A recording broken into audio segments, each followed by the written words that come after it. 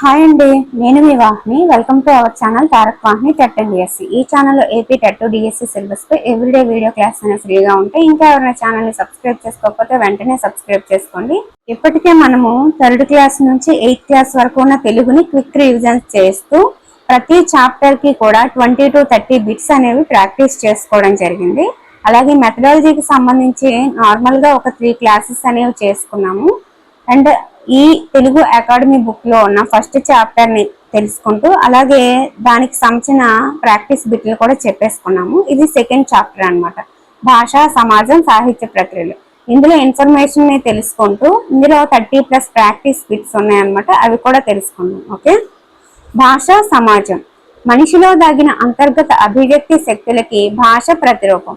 మనిషి తన నిత్య నూతన జీవన సమరంలో ప్రధాన వారధిగా ప్రత్యేక సాధనంగా భాషను మలుచుకున్నాడు. భాష సమాజం పరస్పర ప్రాణాధార వ్యవస్థలు. సామాజిక జీవన వ్యవస్థ చలనశీలతకు జీవధాతువుల భాష ఉపయోగపడుతుంది. సాంఘిక వ్యవస్థని బట్టి భాష మారుతూ ఉంటుందని, భాషకి వర్ణస్వరూపం ఉంది అని ఎవరు చెప్పారంటే ఎన్వై మూర్. ఓకే, సమాజం, భాష, సంస్కృతి ఈ మూడు కూడా పరస్పర ఆధారిత అంశాలు. ద్రవిడ భాషా కుటుంబానికి చెందిన మధ్య ద్రావిడ భాషగా తెలుగు ప్రాధాన్యం పొందింది. తెలుగు రాష్ట్రాల్లో వ్యక్తులు పుట్టి పెరిగిన స్థలాలని అనుసరించి తెలుగు భాషా భేదాలని 4 మండలాలుగా విభజించారు. వాక్యం, రసాత్మకం, కావ్యం అన్నది విశ్వనాథుడు. మనిషిని ప్రపంచానికి పరిచయం చేసేది భాష. భాష మనిషి అస్తిత్వానికి మూల చిహ్నం. భాష అనేది రథం లాంటిది. రథం అందరినీ మోయాలి, అందరికీ సమాన రూపంలో సేవలు అందించే మంచి రథమే భాష అని డాక్టర్ రామ్ మనోహర్ లోహియా పేర్కొన్నారు. ఆధునిక పారిశ్రామిక సమాజం ఉదారవాద అభిప్రాయాలు, విలువలని ప్రచారం చేసింది. ఇందులో సర్వమానవ సమానత్వం, భాషా సమానత్వం ప్రధానమైనవి అని చేకూరి రామారావు పేర్కొన్నారు. మన దేశంలో 800 భాషలు, 2000 వరకు యాసలు ఉన్నాయి. భారత ప్రభుత్వం అధికారికంగా 22 భాషల్ని గుర్తించింది. భారతదేశంలో అత్యధిక సంఖ్యాక ప్రజలు హిందీ భాషను మాట్లాడుతున్నారు. భారత రాజ్యాంగంలో 343వ అధికరణం దేవనాగరి లిపిలోని హిందీని అధికార భాషగా గుర్తించింది. 1950లో రాజ్యాంగంలో రాసుకున్న విధానాల ప్రకారం 1965లో అధికార భాష హోదాని ఆంగ్లం కోల్పోయింది. కానీ ఆ తర్వాత మళ్ళీ చాలా గొడవలు జరిగాయి. 65లో కోల్పోతుంది అనగా, సో ఆ తర్వాత అసోసియేట్ అఫీషియల్ లాంగ్వేజ్ గా ఇంగ్లీష్ అయితే కొనసాగుతుందండి. ఓకేనా. 2014లో సమైక్య తెలుగు భాషా రాష్ట్రమైన ఆంధ్రప్రదేశ్ నుంచి తెలంగాణ ప్రత్యేక రాష్ట్రంగా విడివడింది. 350వ అధికరణం రాజ్యాంగం అల్పసంఖ్యాక వర్గాల వారికి భాషా విషయంలో స్వేచ్ఛ ఇచ్చింది ఈ ఆర్టికల్ ద్వారా. ఓకే, ఆర్టికల్ 19(1) సబ్సెక్షన్ ఏ ప్రకారం రాజ్యాంగం ప్రతి పౌరునికి అభివ్యక్తి స్వేచ్ఛనిచ్చింది. అంటే ఎవరికి నచ్చింది వాళ్ళు మాట్లాడుకునే స్వేచ్ఛ, వాళ్ళ అభిప్రాయాన్ని వ్యక్తపరిచే స్వేచ్ఛ అన్నమాట.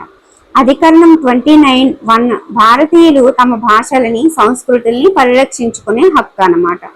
రాజ్యాంగంలోని 18వ భాగం, ఇక్కడ మనకి 18వ భాగం ఇచ్చారు కానీ యాక్చువల్గా ఈ భాషల్ని గుర్తించే విధానం, వాటి పరిధులు ఇవన్నీ కూడా మనకి 17వ భాగంలో ఉంటాయి.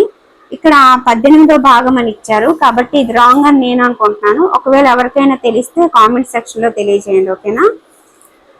సో అధికార భాషల్ని గుర్తించే విధానం, వాటి పరిధుల్ని చర్చించడం ఇవన్నీ కూడా మనకి 17వ భాగంలో ఉంటాయి. ఒక్కసారి దీన్ని చూసుకోండి. ఓకేనా. తర్వాత 346 ఏం తెలియజేస్తుందంటే హిందీ అమలు గురించి తెలుపుతుంది. ఇక్కడ వరకు కరెక్టే, కానీ జాతీయ భాషగా హిందీ అనేది తప్పు అనమాట. యాక్చువల్గా మనకి నేషనల్ లాంగ్వేజ్ అంటూ సపరేట్గా అయితే లేదు కదా, అఫీషియల్ లాంగ్వేజ్గా అయితే హిందీ అయితే వెళ్తుంది. సో ఇదొకటి తీసేయండి ఇక్కడ. నెక్స్ట్ ఆర్టికల్ 347 ఏం చెప్తుంది అంటే రాష్ట్రాల అధికార భాషకి గల నియమావళిని చర్చిస్తుంది. సో నేను చెప్పింది రైటా, రాంగా, లేకపోతే ఇంకా ఏమైనా ఇన్ఫర్మేషన్ ఉంటే ఖచ్చితంగా కామెంట్ సెక్షన్ లో తెలియజేయండి. తర్వాత 348 ఏం చెప్తుంది అంటే హైకోర్టులో, సుప్రీంకోర్టులో ఏ భాషల్లో వ్యవహారాలు జరగాలో సూచిస్తుంది. అలాగే 4వ అధ్యాయం భాషా విషయకంగా అయితే ప్రత్యేక ఆదేశ సూత్రాలను వివరిస్తుంది. అధికరణం 30లో 1, 30లో 2 ఏం చేస్తుందంటే మైనారిటీ వర్గాలు భాష, మత ప్రాతిపదికగా విద్యా సంస్థలను ఏర్పాటు చేసుకునే హక్కును కలిగి ఉన్నాయని చెప్తుంది. యాక్చువల్గా 30లో 1 అనేది వాళ్ళు మైనారిటీ వర్గాలు ఎవరైతే ఉన్నారో వాళ్ళు విద్యా సంస్థలను ఏర్పాటు చేసుకోవచ్చు, వాటిని సంరక్షించుకోవచ్చు. 30లో 2 ఏం చెప్తుందంటే ఏదైతే గవర్నమెంట్ నుంచి రావాల్సిన ఫండ్స్ ఇవన్నీ ఉంటాయో అవి వీళ్ళ మైనారిటీలు స్థాపించిన సంస్థలు కదా అని వివక్షత చూపించకూడదు అనమాట. మెజారిటీ వర్గాలకు ఏ విధంగా అయితే వెళ్తున్నాయో వీళ్ళకి కూడా అదే విధంగా అవి చేరాలి అనేది 30లో 2 అనేది మనకు తెలియజేస్తుంది. సో ఆర్టికల్ 120C ప్రకారం పార్లమెంట్ లో సభ్యులు తమ మాతృభాషలో అభిప్రాయాన్ని వ్యక్తం చేయొచ్చు. 348 ప్రకారం రాష్ట్ర శాసనసభల్లో రాష్ట్ర అధికార భాషతో పాటు హిందీ లేదా ఆంగ్లము మాట్లాడే అవకాశం ఉంటది అన్నమాట. తర్వాత ఆర్టికల్ 210లో 1 రాష్ట్రాల శాసనసభల్లో వ్యవహార అర్హత ఉన్న భాషల గురించి ప్రస్తావించింది. ఇది మనకి ఈ చాప్టర్ లో ఇచ్చిన ముఖ్యమైన సమాచారం అన్నమాట. నెక్స్ట్ చూద్దాము. భాషల మధ్య గల సహజీవన వాతావరణం జాతీయ సమైక్యతకి పునాదిగా నిలబడుతుంది అనమాట. మాతృభాష అనే పదాన్ని ఆంగ్లంలో మదర్ టంగ్ అనే పదానికి పర్యాయ పదంగా వాడుతున్నాం. పరభాష ద్వారా బోధన అంటే సోపానాలు లేని సౌధం అని రవీంద్రనాథ్ ఠాగూర్ అన్నారు. అప్రయత్నంగా అభ్యసించి జీవితాంతం వెన్నట్టి ఉండేదే మాతృభాష. శిశువు ప్రవర్తనను ఏ భాష తీర్చిదిద్దుతుందో అదే అతని మాతృభాష అవుతుంది. మాతృభాష ఆ భాష వ్యవహర్తల అస్తిత్వానికి సంకేతం అన్నమాట. తెలుగు సాహిత్యంలో శ్రీకృష్ణదేవరాయలు స్వర్ణ యుగాన్ని సృష్టించారు. శ్రీకృష్ణదేవరాయలు దేశ భాషలందు తెలుగు లెస్స అన్నారు. కొఠారి కమిషన్ 1964 to 66 ఉంది కదా. యాక్చువల్గా అది స్టార్ట్ అయింది వచ్చేసి జూలై 14, 1964. తన నివేదికని సమర్పించింది 1966లో అనమాట. ఓకే. కొడవటిగంటి కుటుంబరావు సాహిత్యానికి భాషే జీవగర్ర అన్నారు. భాషని సమకాలీన సంస్కృతికి దూరం చేసి ఒక కాలంలో లేని భాషా సామగ్రి కాలాంతరంలో ఆ సమాజానికి వాగ్రూపకరణం చేయడం అస్వాభావికం అని భద్రరాజు కృష్ణమూర్తి పేర్కొన్నారు. తెలంగాణ రాష్ట్రంలో 2018 నుంచి ఇంటర్మీడియట్ వరకు తప్పనిసరిగా తెలుగు భాషని చదవాలని నిర్ణయం తీసుకున్నారనమాట. కానీ కొన్ని కారణాల వల్ల అది 10th వరకే పరిమితం చేయడం జరిగింది. కంప్యూటర్ని అవసరాలకు అనుగుణంగా ఉపయోగించుకోవడాన్ని కంప్యూటర్ లిటరసీ అంటారు. సాంకేతిక శాస్త్ర నైపుణ్యాల్ని డిజిటల్ లిటరసీ ద్వారా సాధించవచ్చు. తెలుగు భాషలో గ్రాంధికం, వ్యవహారికం అనే 2 ప్రధాన భేదాలు ఉన్నాయి. వ్యాకరణ నియమబద్ధమైన కొన్ని ప్రత్యేకమైన స్థిర లక్షణాలు గ్రాంధిక భాషకు ఉన్నాయన్నమాట. నెక్స్ట్, నన్నయ్య ఆంధ్రీకరించిన మహాభారతంలో సంస్కృత భాషా ప్రాధాన్యం ఎక్కువగా కనిపిస్తుంది. ప్రజలు నిత్య వ్యవహారంలో తమ అవసరాలను, ఆలోచనలను తెలపడానికి వ్యవహారిక భాష అనేది ఉపయోగిస్తారు. ఆనాటి పండితులు వ్యవహారిక భాషని గ్రామ్య భాషగా అభివర్ణించారు. వ్యవహారిక భాషావాద సంఘం అనేది 1911 సెప్టెంబర్ 8న ఏర్పాటు చేయబడింది. 1933లో చెలుకూరి నారాయణరావు గారు అధ్యక్షులుగా అభినవాంధ్ర కవి పండిత సభను జరిపారు. పత్రికల్లో వ్యవహారిక భాషని తాపీ ధర్మారావు గారు ప్రవేశపెట్టారు. 1937లో తాపీ ధర్మారావు గారు వ్యవహారిక భాషలో జనవాణి పత్రికని స్థాపించారు. తెలుగు భాషాభివృద్ధిలో వ్యవహారిక భాష కీలక మాధ్యమంగా ఉపయోగపడుతుంది అని జేపీ ఎల్గ్విన్ సూచించారు. ఆంధ్రప్రదేశ్ ప్రభుత్వం 1968లో తెలుగు అకాడమీని స్థాపించింది. పరిమితమైన ఒక ప్రాంతంలో ప్రజలు మాట్లాడే భాషలో కొన్ని ప్రత్యేకమైన లక్షణాలుంటే దాన్ని మాండలిక భాష అంటారు. మాండలిక భాషను ప్రాంతాల వారీగా 4 భాషా మండలాలుగా భద్రరాజు కృష్ణమూర్తి గారు విభజించారు. ఉత్తరాంధ్రలో ఒరియా భాషా ప్రభావం ఎక్కువగా ఉంటుంది. రాయలసీమ ప్రాంతంలో కన్నడ, తమిళ పదాలు అధికంగా కనిపిస్తాయి. తెలంగాణ ప్రాంతంలో ఉర్దూ, మరాఠీ, కన్నడ భాషా పదాలు అధికంగా కనిపిస్తాయి అన్నమాట. మాండలిక విజ్ఞానం తెలుగు మాండలికం వ్యాసకర్త ఎవరు అంటే డాక్టర్ డి విజయలక్ష్మి గారు. మాండలికాలు 4 రకాలుగా విభజించడం జరిగిందని చెప్పుకున్నాం కదా. సో అవేంటంటే ఉత్తర మాండలికం, పూర్వ మాండలికం, మధ్య మాండలికం, దక్షిణ మాండలికం. ఆ మాండలికాల్లో కొన్ని వర్డ్స్ ఇక్కడ మనకి ఇవ్వడం జరిగింది.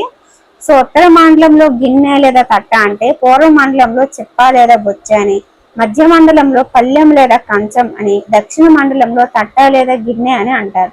ఇలా మొలలు, మేకులు, శీలలు, ముల్కులు, వచ్చిండు, వచ్చినాడు, వచ్చాడు, వచ్చినాడు, కొట్టిండు, కట్టేశాడు, కొట్టాడు, కొట్టినాడు, ఇలా మనకి వినిండు, వినేశాడు, విన్నాడు, వినినాడు, ఇలా మనకి డిఫరెన్స్ అయితే ఉంటది అనమాట ఈ మాండలికాల్లో. పూర్వ మాండలిక కిందకి కళింగ దేశం, శ్రీకాకుళం, విశాఖపట్నం ఇవన్నీ వస్తాయి. దక్షిణ మాండలానికి రాయలసీమ, నెల్లూరు, ప్రకాశం, ఉత్తర మాండలానికి తెలంగాణ, మధ్య మాండలానికి ఉభయ గోదావరి జిల్లాలు వచ్చాయన్నమాట.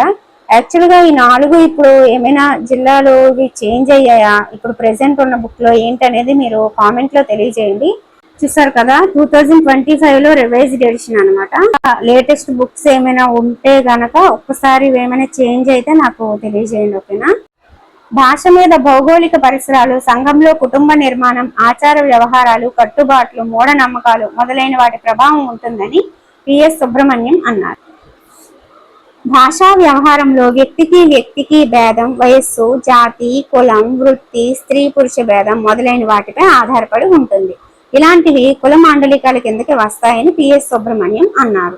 ఏ విషయంలోనైనా అందరికీ ఆమోదయోగ్యమై అనుసరణీయమైన భాషని ప్రామాణిక భాష అంటారు. ప్రజలు అత్యధికంగా ఏ భాషనైతే మాట్లాడతారో ఆ భాషని అధికార భాషగా పిలుస్తారన్నమాట. ప్రాచీన భారతంలో సంస్కృతం రాజభాష, తెలుగు సాహిత్యంలో మహాభారతం ఆది కావ్యం. భాషింతు నన్నయ్య భట్టు మార్గంబున ఉభయ వాక్పరుడి నొక్కొక్క మాటు అని శ్రీనాథుని ఉద్దేశించి వేమారెడ్డి అన్నారు. ఆంధ్ర శబ్ద చింతామణి తెలుగు భాషలో మొదటి వ్యాకరణ గ్రంథం. జగన్నాథ పండితరాయలు పారసీక భాషలో పాండిత్యాన్ని సంపాదించారు. శ్రీనాథుని చాటు పద్యాల్లో అధికంగా పార్సీ భాషా పదాలు కనిపిస్తాయి. త్రిక్కన వాడిన త్రాసు అనే పదం ఉర్దూ పదం. భారతంలో శాంతి పర్వంలో త్రాసు పదం వాడబడింది అన్నమాట. బందా అనే ఉర్దూ పదానికి అర్థం సేవకుడు అని. తెలుగు భాష ఇటాలియన్ ఆఫ్ ది ఈస్ట్ గా ప్రశంసలు పొందింది. ఇక్కడి వరకు మనం భాష అంటే ఏంటి, భాషకు సంబంధించి ఎవరు ఏ నిర్వచనాలు ఇచ్చారు, భాష యొక్క ప్రాధాన్యం ఏంటి, ఆ భాష అనేది ఎన్ని మాండలికాలుగా ప్రాంతాన్ని బట్టి ఎలా విభజించారు, అక్కడ వాడే పదాలు ఏంటి, అలాగే భాషకు సంబంధించి మన రాజ్యాంగంలో ఉన్న ఆర్టికల్స్ ఏంటి అనేవి తెలుసుకున్నాము. ఇప్పుడు సాహిత్య ప్రక్రియల గురించి చూద్దాం. మాతృభావన పాఠం చారిత్రక కావ్య ప్రక్రియకి చెందింది. చరిత్ర ఆధారంగా రచించిన కావ్యమే చారిత్రక కావ్యం అన్నమాట. వెన్నెల ఈ పాఠం కావ్య ప్రక్రియకి చెందింది. కావ్యం వర్ణన ప్రధానంగా సాగుతుంది అన్నమాట. ఇక్కడ మనకి ఈ 2 పాఠాల ద్వారా దేన్ని ఇంట్రడ్యూస్ చేశారు, ఏ సాహిత్య ప్రక్రియ అంటే కావ్యం అనేది గమనించాలి. నెక్స్ట్ పీఠిక అంటే ఒక గ్రంథాన్ని, ఆ గ్రంథ నేపథ్యాన్ని, లక్ష్యాలని పరిచయం చేస్తూ ఆ గ్రంథ రచయిత గాని వేరే రచయిత విమర్శకుడు గాని రాసే పరిశీలనాత్మక పరిచయ వాక్యాల్ని పీఠిక అంటారు. పీఠికకి ముందు మాట, ప్రస్తావన, తొలి పలుకు, మున్నుడి, ఆముఖం మొదలైన ఎన్నో పేర్లు ఉన్నాయి. ప్రబంధం అంటే పురాణ ఇతిహాసాల నుండి చిన్న కథని తీసుకుని వర్ణనలు కలిపి పెంచి స్వతంత్ర కావ్యంగా రచిస్తే దాన్ని ప్రబంధం అంటారు. వీటిలో అష్టాదశ వర్ణనలు ఉంటాయి, అంటే 18 రకాలు అన్నమాట. వర్ణనా ప్రధానమైన కావ్యాలు ప్రబంధాలు. శ్రీకృష్ణదేవరాయల కాలాన్ని తెలుగు సాహిత్య చరిత్రలో ప్రబంధ యుగం అంటారు. వచన కవిత. వచన కవిత అనేది ఒక సాహిత్య ప్రక్రియ. పద్య గేయాల్లో ఉండే ఛందస్సుతో సంబంధం లేకుండా వ్యవహారిక భాషలో రాసే కవితని వచన కవిత అంటారు. చిన్న చిన్న పదాలు, వాక్యాలతో ధ్వని గర్భితంగా ఉండే కవిత వచన కవిత అన్నమాట. మనకి చాప్టర్ వెనకాల అది ఏ ప్రక్రియలో ఉందో ఆ ప్రక్రియకు సంబంధించిన ఇన్ఫర్మేషన్ కూడా ప్రతి లెసన్ కనుక ఇస్తూ ఉంటారు కదా. సో అవే సాహిత్య ప్రక్రియలన్నీ ఇక్కడ ఒక దగ్గర మనకి మెథడాలజీలో ఉంటాయి అన్నమాట. ఓకే, నెక్స్ట్ ఇతిహాసం. ఇతిహాసం అనే పదానికి ఈ విధంగా జరిగింది అని అర్థం. ఇతిహాసంలోని ఇతివృత్తం వాస్తవంగా జరిగినదై ఉంటుంది. కథకు ఎక్కువ ప్రాధాన్యం ఉంటుంది. ఈ కథలు గ్రంథస్థం కాకముందు వాగ్రూపాలలో ఉండేవి. రామాయణ మహాభారతాలు మన ఇతిహాసాలు. అధిక్షేప వ్యాసం అంటే ఏంటంటే దీనిలో విషయ ప్రాధాన్యం ఉంటుంది. ఒక క్రమంలో సమగ్రంగా వివరించిన దాన్ని వ్యాసం అంటారు. అధిక్షేపం అంటే ఎత్తి పొడుపు అన్నమాట. ఇది వివిధ విషయాల పట్ల విమర్శ దృష్టితో వ్యంగ్య హాస్య ధోరణిలో వ్యాఖ్యానిస్తూ పరిష్కార మార్గాన్ని సూచిస్తూ సాగే సాహిత్య ప్రక్రియ. గేయ కవిత అంటే పాడుకోవడానికి అనువైనది అని. మాత్రా ఛందస్సును అనుసరించి నడుస్తుంది, లయాత్మకంగా సాగుతుంది. నెక్స్ట్ ఆత్మకథ. ఒక వ్యక్తి తన జీవిత విశేషాల్ని తానే గ్రంథస్థం చేసుకుంటే అది ఆత్మకథ. ఆత్మకథని స్వీయ చరిత్ర అని కూడా అంటారు. ఇందులో సమకాలీన విశేషాలు ప్రతిబింబిస్తాయి. రచయిత అనుభవాలే కాక ఆ కాలం నాటి సాంఘిక, ఆర్థిక, రాజకీయ పరిస్థితులు తెలుస్తాయి. ఇది ఇతరులకు ప్రేరణ కలిగిస్తుంది. ఇది ఉత్తమ పురుష కథనంలో ఉంటుందన్నమాట. శతకం. 100 పద్యాలు గల రచనని శతకం అంటారు. సాధారణంగా శతకాలలో 100 నుండి 108 పద్యాలు ఉంటాయి. శతక పద్యాలకి మకుటం ప్రధానం. మకుటం అంటే కిరీటం అని. ఇది శతక పద్యాల్లో ప్రతి పద్యం చివర ఉంటుంది. ఇది పదంగా గాని, అర్ధపాదంగా గాని, పాదంగా గాని, పాదద్వయంగా గాని ఉండొచ్చు. శతకంలోని పద్యాలు ముక్తకాలు, అంటే ఏ పద్యానికదే స్వతంత్ర భావంతో ఉంటుంది. శతకాలు ప్రధానంగా నీతి, భక్తి, వైరాగ్యాలను బోధిస్తుంటాయి. నెక్స్ట్ లేఖ. వ్యక్తుల మధ్య, సంస్థల మధ్య పరస్పర సందర్భాన్ని, సంబంధాన్ని బట్టి రాసుకునేవే లేఖలు అన్నమాట.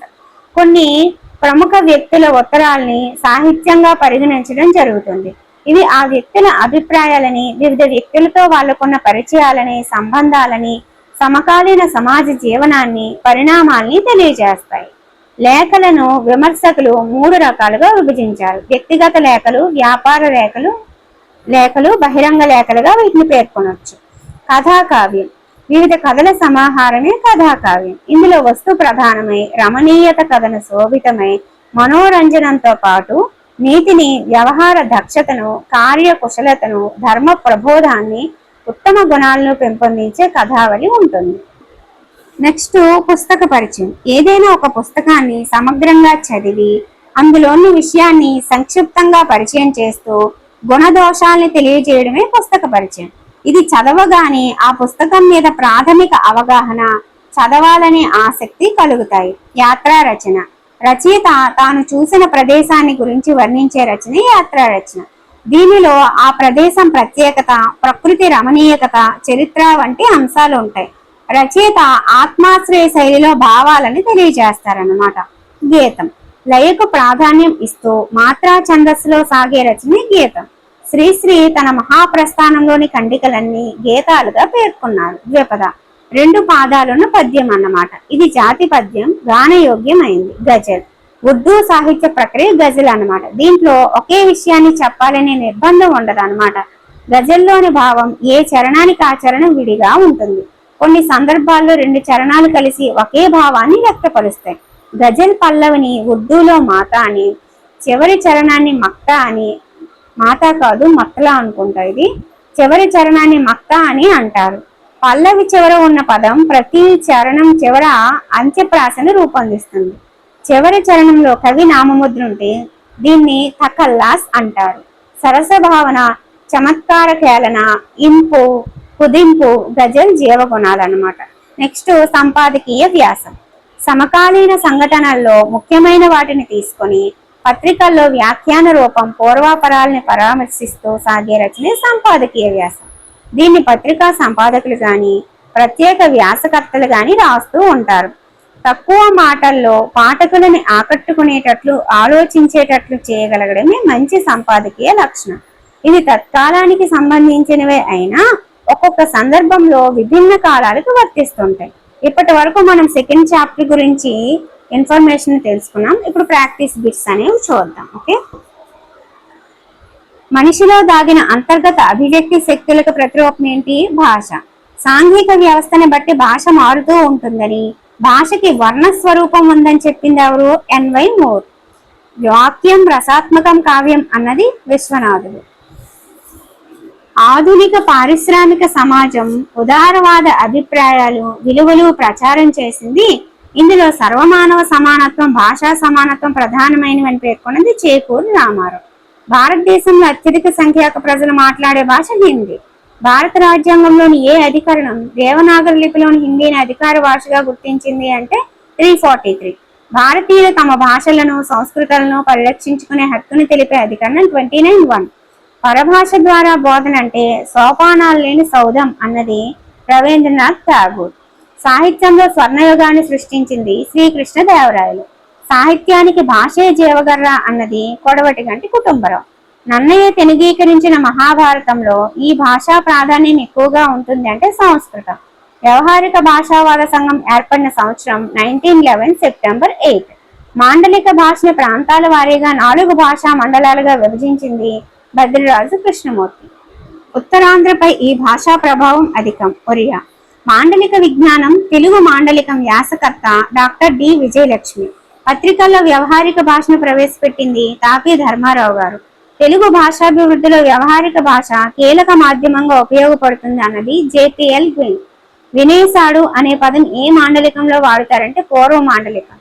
భాష మీద భౌగోళిక పరిసరాల ప్రభావం, సంఘంలో కుటుంబ నిర్మాణం, ఆచార వ్యవహారాలు, కట్టుబాట్లు, మూఢనమ్మకాలు మొదలైన వాటి ప్రభావం ఉంటుంది అన్నది పిఎస్ సుబ్రహ్మణ్యం. ఏ విషయంలోనైనా అందరికీ ఆమోదయోగ్యమైన అనుసరణీయమైన భాష ప్రామాణిక భాష. ప్రాచీన భారతంలో ఇది రాజభాష సంస్కృతం. తెలుగు భాషలో మొదటి వ్యాకరణ గ్రంథం ఆంధ్ర శబ్ద చింతామణి. నెక్స్ట్, తిక్కన వాడిన త్రాసు అనే పదం ఉర్దూ భాషకి చెందింది. శ్రీనాథుని చాటు పద్యాలు అధికంగా కనిపించేవి పార్సీ భాషా పదాలు. ఒక గ్రంథానికి గాని ఆ గ్రంథ నేపథ్యానికి గాని రచయిత గాని వేరే రచయిత గాని రాసే పరిచయ వాక్యాలు ఏమంటారు అంటే పీఠిక. చిన్న చిన్న పదాలతో వాక్యాలతో ధ్వని గర్భితంగా ఉండే రచనే వచన కవిత. రామాయణ మహాభారతాలకు గల పేరు ఇతిహాసాలు. వివిధ విషయాల పట్ల విమర్శనా దృష్టితో వ్యంగ్య హాస్య ధోరణిలో వ్యాఖ్యానిస్తూ పరిష్కార మార్గాన్ని సూచిస్తూ సాగే రచన అధిక్షేప రచన. మకుటం అంటే కిరీటం. శతకంలోని పద్యాలు వేటికవే స్వతంత్ర భావాన్ని కలిగి ఉంటే అవి ముక్తకాలు. లయకు ప్రాధాన్యం ఇస్తూ మాత్రా ఛందస్సులో సాగే రచన గీతం. గజల్ చివరిలో ఉండే కవినామ ముద్ర పేరు తకల్లాస్. ఓకే అండి, ఇవి సెకండ్ చాప్టర్ యొక్క ప్రాక్టీస్ బిట్స్ అన్నమాట. పర్ఫెక్ట్ గా మనము 2 చాప్టర్స్ అయితే తెలుగు మెథడాలజీలో కంప్లీట్ చేసుకున్నామండి. మెథడాలజీలో ఎన్ని చాప్టర్లు ఉంటాయో మీ అందరికీ తెలుసు కదా. అందులో మనం ఆల్రెడీ 2 చాప్టర్స్ కంప్లీట్ చేసుకున్నామండి. మధ్య మధ్యలో గ్యాప్ ఇస్తూ 10 చాప్టర్స్ కూడా టెట్ ఎగ్జామ్ అయ్యే లోపే మనం కంప్లీట్ చేసుకుందాం, డోంట్ వరీ. అలాగే మెథడిక్స్ కి సంబంధించి తెలుసుకున్నాము. అండ్ 9th 10th బ్యాలెన్స్ ఉన్నాయి, అవి కూడా చెప్పేసుకున్నాము. ఓకేనా? సో వీడియోని చివరి వరకు చూసారు కాబట్టి మొత్తం అర్థమైందని అనుకుంటున్నాను. Thank you so much. And next videos కూడా ఇలానే వస్తూ ఉంటాయి, చూస్తూ ఉండండి. Okay friends, thank you.